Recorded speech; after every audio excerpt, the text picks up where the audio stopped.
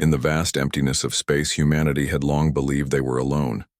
For centuries, people looked up at the night sky and wondered if someone else was out there. Scientists sent signals into space, hoping for a reply. Year after year, decade after decade, they heard nothing back, just silence. That changed on a quiet Tuesday morning in May 2047. The sun was just rising over the desert mountains surrounding the Deep Space Monitoring Station in Nevada. Most of the night shift workers were getting ready to go home. Allison Clark was not. As the lead communications specialist, she always stayed an extra hour to check all systems before leaving. Allison sat at her desk, sipping her third cup of coffee. Her dark hair was tied back in a messy ponytail, and her eyes were tired from staring at screens all night. She was about to log off when her headphones picked up something strange. A pattern. Not random space noise, but something with structure. "That's odd," she whispered to herself. She adjusted some settings on her computer and listened more carefully. The pattern repeated. It was faint, but definitely there. Allison's heart began to beat faster. She had trained for this moment her entire career, but never truly expected it to happen. She took a deep breath and picked up the phone.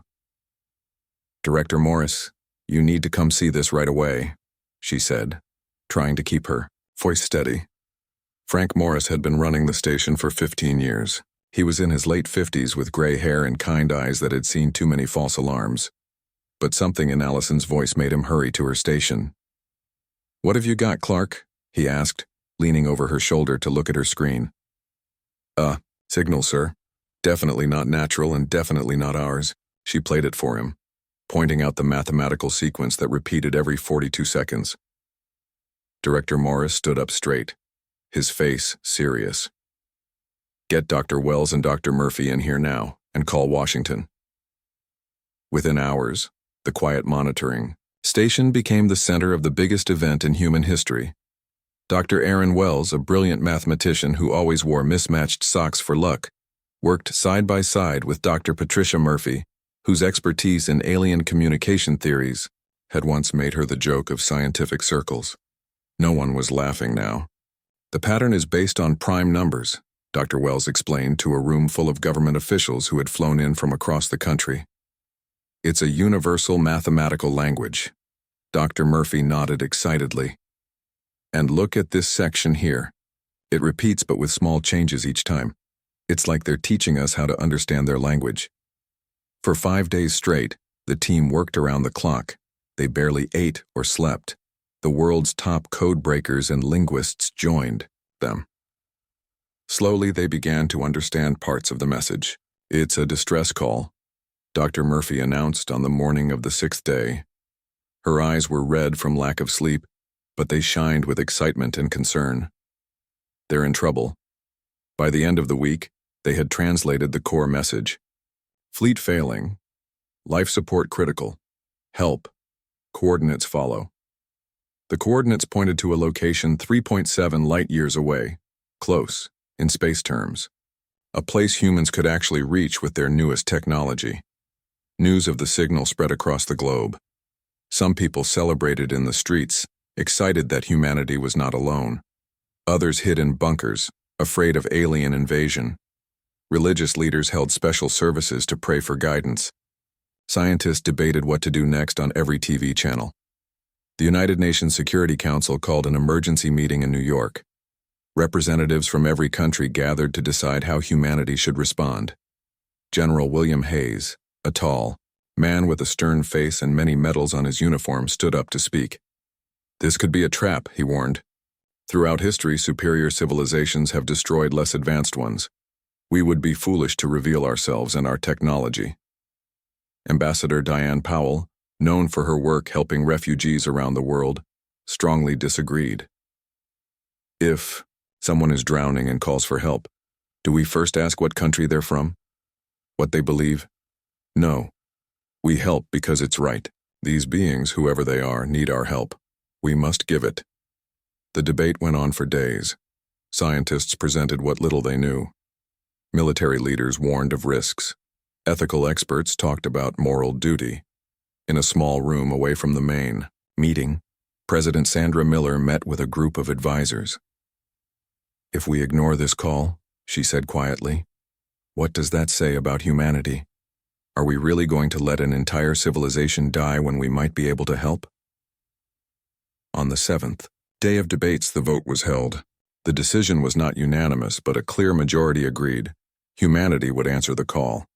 The USS Horizon, Earth's most advanced spaceship, would be sent to investigate and help if possible. It had been built for deep space exploration, but never tested beyond our solar system. Now it would travel farther than any human had ever gone. Captain Gregory Barnes was chosen to lead the mission. At 45 years old, he had spent more time in space than any other astronaut. His calm manner and quick thinking had saved lives during previous missions.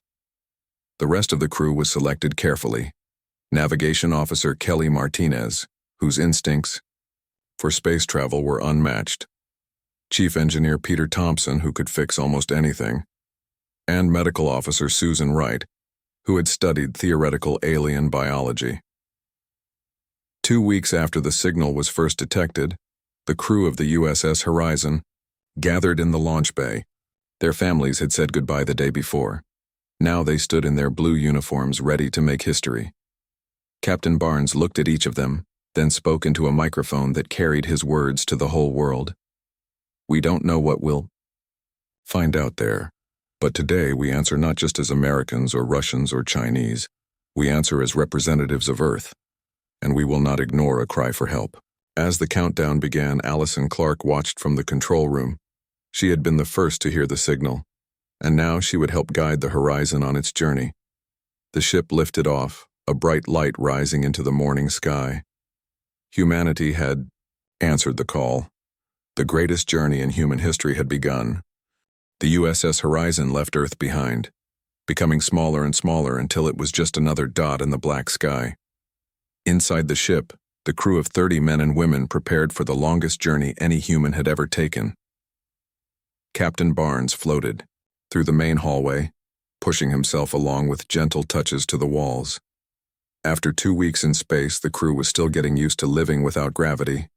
Some found it fun, while others got sick to their stomachs. How's our speed? Officer Martinez? Barnes asked as he entered the bridge. Kelly Martinez looked up from her screen. She was young for her position, only 34, but no one understood space navigation better than she did. We're at 30% of light speed, Captain. The Davidson drive is working perfectly. The Davidson drive was humanity's newest invention, named after Dr. Linda Davidson, who had spent her whole life trying to make faster space travel possible. She had succeeded just 3 years ago.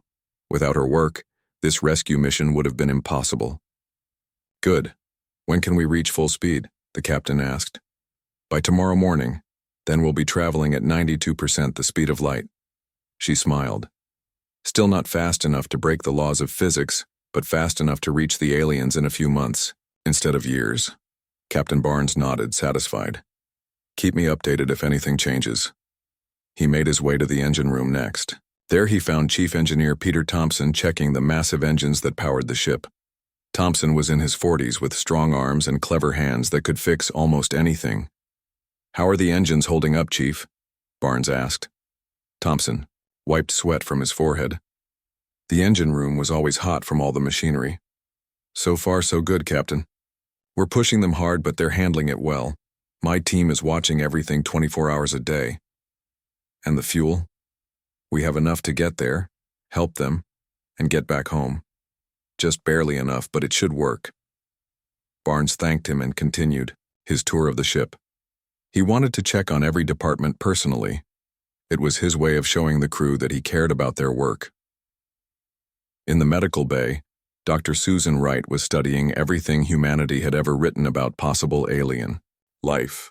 She was a serious woman with short gray hair and glasses that kept floating off her nose in zero gravity. Preparing for our new patients? Barnes asked her.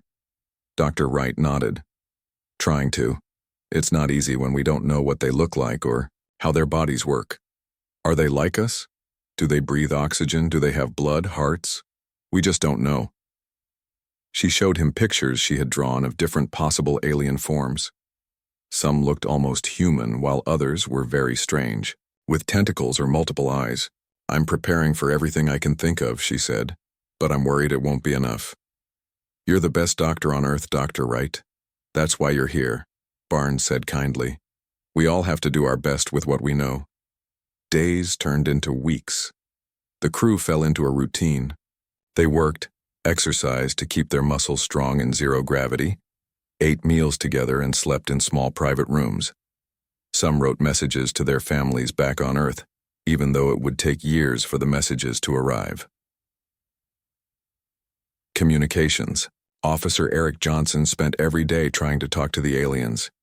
He sent simple messages in all kinds of formats. Mathematical codes, pictures, basic words.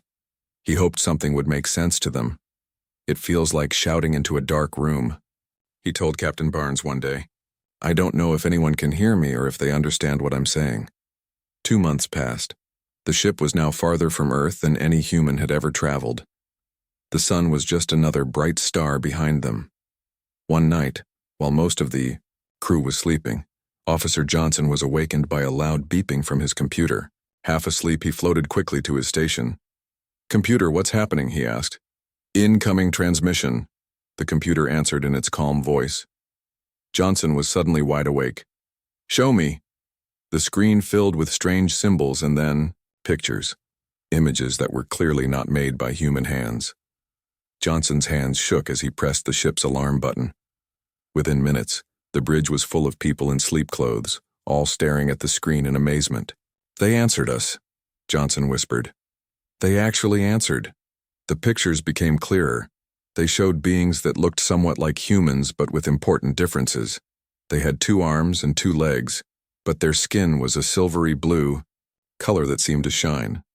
Their eyes were large and almond-shaped, reflecting light like mirrors.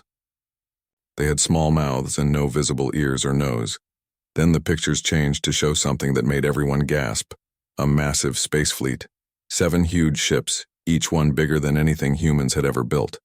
But the ships were dark, with only a few lights showing. They looked dead. A face appeared on the screen. One of the aliens looked directly at them. When it spoke, the computer translated its strange musical language into words the humans could understand. I am High Commander Zor-El of the Valerian Fleet, the alien said. We thank you for answering our call. Our situation is dire. Captain Barnes stepped forward. I am Captain Gregory Barnes of the Earth ship Horizon. We have come to help. Tell us what you need. The alien's mirror-like eyes seemed sad. Our propulsion systems have failed completely. Life support is functioning at minimal capacity. We have 15,000 souls aboard our 7 ships. Many are already in cryostasis to conserve our remaining resources.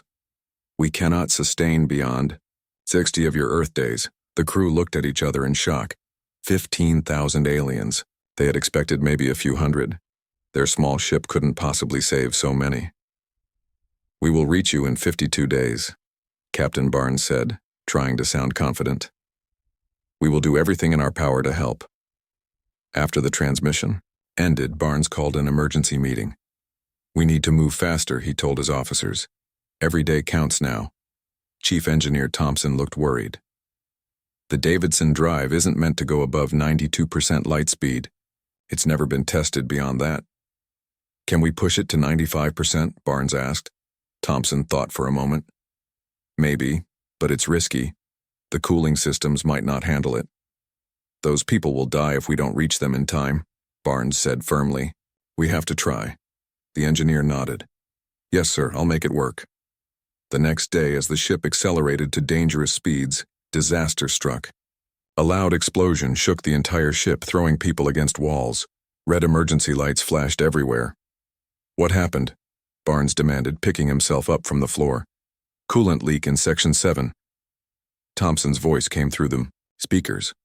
The drive is overheating. If we don't fix it now, we'll lose the engines completely. Can you reach it? Barnes asked.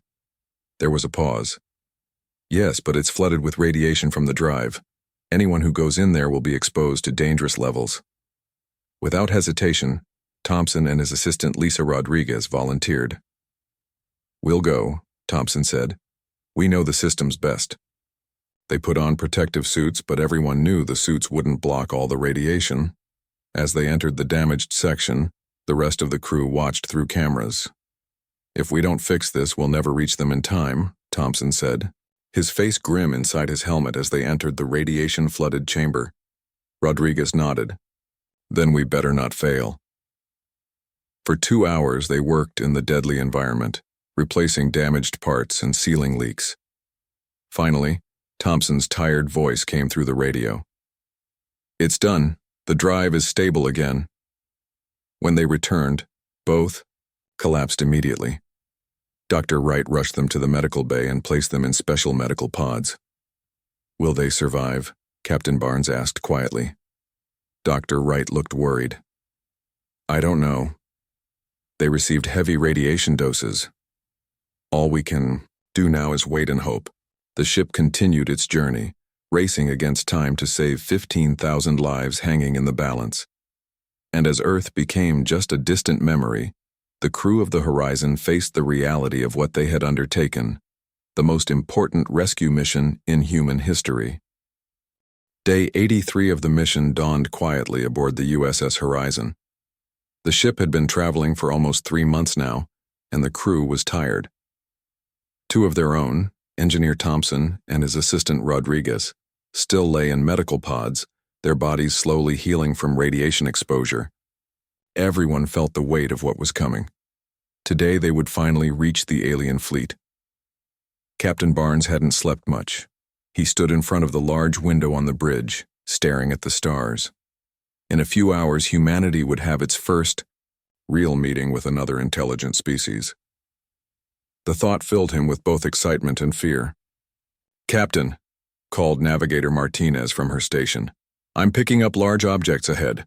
Distance 500,000 miles and closing." Barnes turned quickly.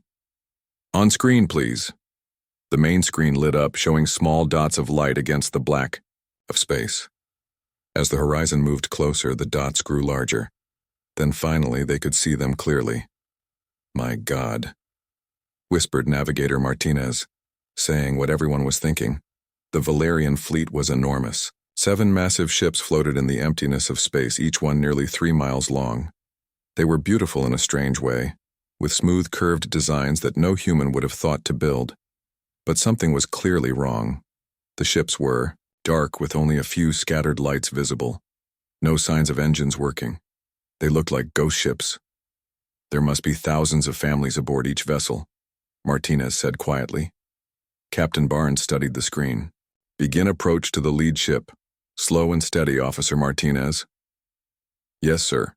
While the Horizon moved carefully toward the alien fleet, Security Chief Kevin Foster prepared a boarding team. He was a cautious man who always planned for the worst, and this situation made him extremely nervous. "We don't know what we'll find in there," he told his team as they checked their equipment. "Stay alert and follow protocols.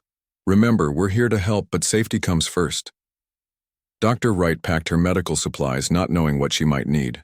The engineer Alan Murphy, who had taken over for the injured Thompson, gathered tools that might be useful for repairing alien technology.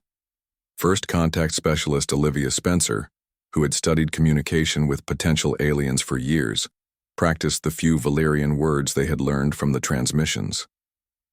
Captain Barnes called the team together for final instructions. "This is arguably the most important mission in human history," he said simply. "We represent not just ourselves or our countries, but our entire species. Let's show them the best of humanity." The team boarded a small shuttle that would take them to the Valerian flagship. As they approached, they could see more details of the alien ship. Parts of its hull were damaged. Some areas had no lights at all. It was clear the ship had suffered some kind of catastrophic system failure. High Commander Zor-El communicated with them, guiding them to a docking area. His voice sounded weaker than in previous transmissions. "We welcome you, humans of Earth," he said. "Few of our people remain awake to greet you. Most are in hibernation chambers to preserve our dwindling resources." The shuttle docked with a soft thud. For a moment, everyone sat in silence. Then Chief Foster stood up. "Let's do this," he said. The airlock door opened slowly, revealing a dimly lit corridor. The air that rushed in felt cool and had a slight sweet smell, like flowers. Standing just beyond the doorway were 3 Valerians. In person, the aliens were taller than humans, about 7 feet in height. Their silver-blue skin seemed to glow faintly in the low light. Their large, mirror-like eyes reflected the humans' own shocked faces back at them. They wore simple clothing made of a material that looked like flowing water. High Commander Zor-El stepped forward. Though he moved with dignity, the humans could see he was weak. His skin had a grayish tone that seemed unhealthy. "I am Zor-El," he said, his words translated by the device Spencer held. "We thank you for coming. We had almost lost hope." "Doctor," Wright stepped forward, medical scanner in hand. "May I?" she asked gently. The alien nodded and she scanned his body. Her face grew serious as she read the results. "Malnutrition," she said quietly to Captain Barnes. "Oxygen deprivation. They've been breathing air with too little oxygen for too long." Zor-El led them through the ship. The hallways were wide and beautifully designed with art on the walls showing strange landscapes. But many of the lights were out and the ship felt cold. They passed few other Valerians, and those they saw moved slowly, conserving energy. Then they entered a vast chamber that made the humans stop in shock. The room stretched longer than a football field, filled with thousands of clear pods. Inside, each pod was a sleeping Valerian. "Our hibernation chamber," Zor-El explained. "We placed most of our people in suspended animation when our systems began to fail. It was the only way to keep them alive." Murphy scanned the technology with his devices. "Ingenious design," he murmured. "But the power systems are failing. I'd estimate less than a month before they shut down completely." Zor-El took them to the ship's control center next. A few weak Valerians worked at stations monitoring the fleet's remaining systems. From there, he explained their story. "Our homeworld orbited a star that became unstable," he said. "We had warnings, time to build these ships. 200 years ago, we left our home behind, watching as our sun destroyed it. We have been traveling ever since, searching for a new world to call home." He showed them star maps on a large screen. "We found a suitable planet. We named it New Valeria. It is perfect for our needs and not claimed by any other species. We were so close, just a few more months of travel. Then our main propulsion systems failed completely. A design flaw we never detected until it was too late. We were stranded here, watching our life support systems slowly fail, knowing our new home was just out of reach." The pain in his voice was clear, even through the translation. Captain Barnes placed a hand on the alien's shoulder in a universal gesture of comfort. "How many?" Barnes asked. 15,243 souls, Zor-El answered. "All that remains of our people." The boarding team returned to the horizon with heavy hearts. In the meeting room, they shared what they had learned with the rest of the crew. "They're dying," Dr. Wright reported to the gathered officers. "Their biology is similar enough to ours that I can confirm. Without intervention, none will survive another month." Engineer Murphy brought up technical diagrams on the screen. "Their ships can't be fixed, at least not quickly. The engine design is completely different from ours. It would take years to understand and repair them." Captain Barnes listened to all the reports in silence. When everyone had finished, he stood up. The horizon was just one ship with limited supplies. They couldn't possibly save all the Valerians, but he wouldn't let an entire civilization die when they had the power to help. "We need more ships," he said finally. "More supplies, more personnel." He turned to communications. "Officer Johnson, prepare the quantum entanglement communicator. We're sending a message back to Earth." The quantum entanglement communicator was a new technology, tested but never used in a real mission before. It allowed limited, faster-than-light communication through paired quantum particles. The horizon carried one half and Earth had the other. It was meant for emergencies only. Captain Barnes recorded a simple, direct message. "This is Captain Gregory Barnes of the USS Horizon. We have made contact with the Valerian fleet, requesting immediate dispatch of all available interstellar vessels for humanitarian mission. This is not a drill. 15,000 lives at stake. Sending all data on Valerian biology and technical specifications of their ships." Officer Johnson sent the message, and everyone held their breath, hoping it would work across such a vast distance.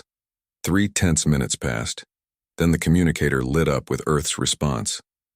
Message received, help is coming. Hold position. A cheer went up from the crew.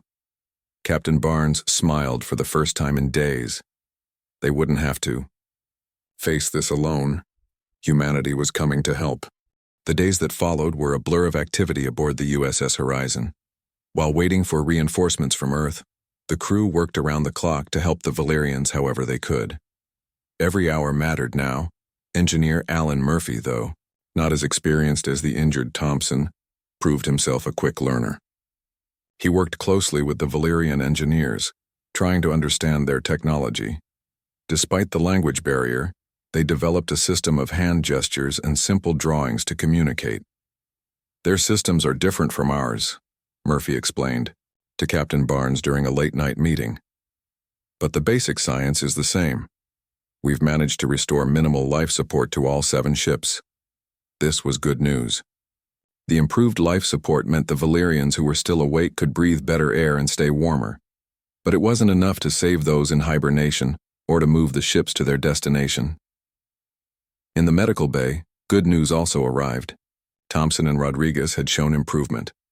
Dr. Wright allowed them to wake for short periods, though they were still weak from radiation exposure. You did it, Captain Barnes told them during a brief visit. Because of your bravery, we reached the Valerians in time. Thompson managed a weak smile. Just doing our job, Captain. Meanwhile, Dr. Wright and her medical team worked day and night treating the most critical Valerian patients. Their alien biology presented challenges, but not as many as feared. Valerians had blood similar to human blood but with a bluish color. Their hearts were larger and beat more slowly. They needed less food than humans but more water. They're responding well to treatment, Dr. Wright reported. The nutrition supplements we brought are compatible with their systems. The sickest ones are already showing improvement. First contact specialist Olivia Spencer made perhaps the most important breakthrough. By spending hours every day with the Valerians, she began to understand their language without using translation devices. She discovered the Valerians communicated partly through subtle color changes in their skin, something the machines couldn't detect. They have a beautiful culture, Spencer told the crew during a meal. Their art, their music, their stories, they're all built around harmony and balance. They've never had a war among their own kind, can you imagine that? A species that never turned against itself? The humans found this hard to believe. Throughout human history, conflict had been constant. The idea of a society without war seemed impossible. Each day, Captain Barnes spoke with High Commander Zor-El, learning more about the Valerians. During one such conversation, Zor-El revealed something important about their journey. Our ships carry more than just our people, he said, leading Barnes to a secured room deep within the flagship. Inside was a vast library, not of books, but of crystal-like objects arranged on shelves that reached from floor to ceiling. Each crystal glowed with a soft light. Our library of knowledge, Zor-El explained. Every discovery, every story, every piece of music, every scientific advancement from our 50,000-year civilization is stored here. Each crystal contains thousands of years of knowledge.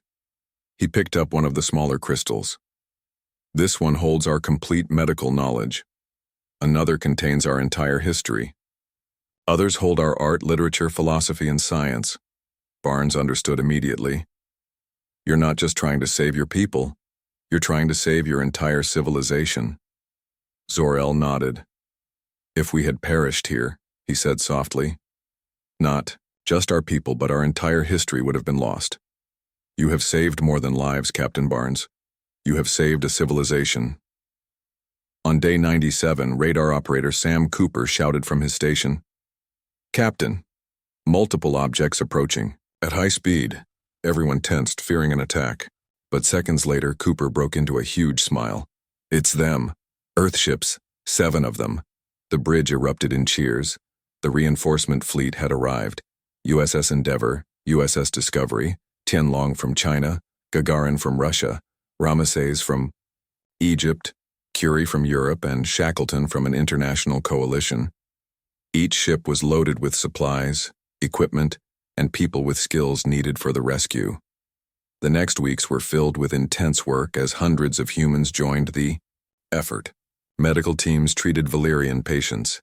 Engineers studied the alien ships and developed solutions. Scientists from both species shared knowledge, finding unexpected connections between their technologies. Chief Engineer Thompson, now recovered, enough to work a few hours each day, led a team that tackled the most difficult problem: how to move the massive Valyrian ships. Their engines are beyond repair, he explained during a joint meeting of human and Valyrian leaders. But we've come up with another solution. He displayed diagrams showing modified Davidson drives attached to the Valyrian ships. We can't fix their engines, but we can tow them. It's never been done with ships this size, but our calculations show it's possible. The plan was risky. It would require perfect coordination between all ships. If anything went wrong, both humans and Valyrians could be lost. But after careful consideration, both Captain Barnes and High Commander Zor-El agreed it was their best option. For another month, the teams worked to attach the towing mechanisms. When everything was finally ready, Captain Barnes gave the order. Begin towing sequence. The human ships, positioned around the Valyrian fleet, activated their Davidson drives simultaneously.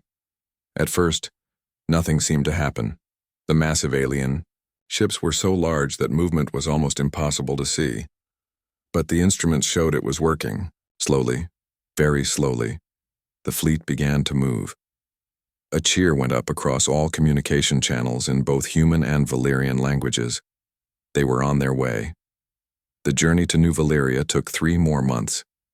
It was slow, careful work.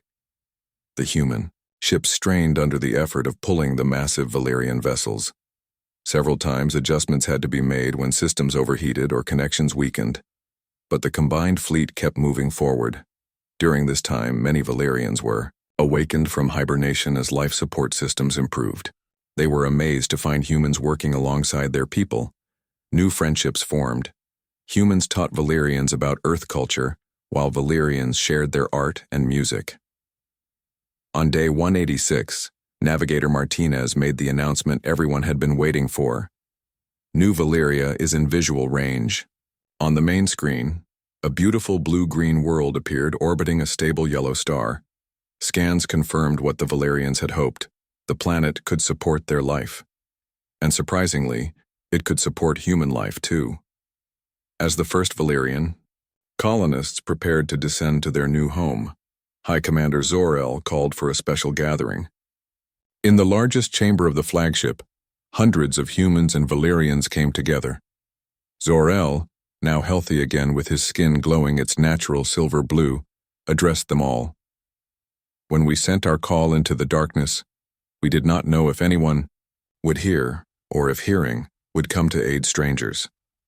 You humans crossed the stars for people you had never met, risked your lives for our survival, and asked nothing in return. Today, we name this world Harmonia, in honor of the harmony between our peoples. From this day forward, Valyrians and humans are bound as one family among the stars. The chamber filled with applause and the musical sound of Valyrian joy singing. Captain Barnes, standing beside Zor-El, waited for the sound to quiet before speaking. We came because it was right, because any sentient being deserves compassion, and because we hoped that if our positions were reversed, you would have done the same. 1 year later, the first joint human-Valyrian settlement was established on Harmonia. The Library of Valyria was open to human scholars, who marveled at the knowledge it contained. Valyrian medical advances helped cure several human diseases that had seemed hopeless before. And on Earth, people looked up at the night sky with new eyes. The stars, once seeming to emphasize humanity's isolation, now represented possibility and connection. For in answering a desperate call from the darkness, humanity had not just saved a doomed alien fleet. They had discovered that the greatest power in the universe might be compassion itself. The end.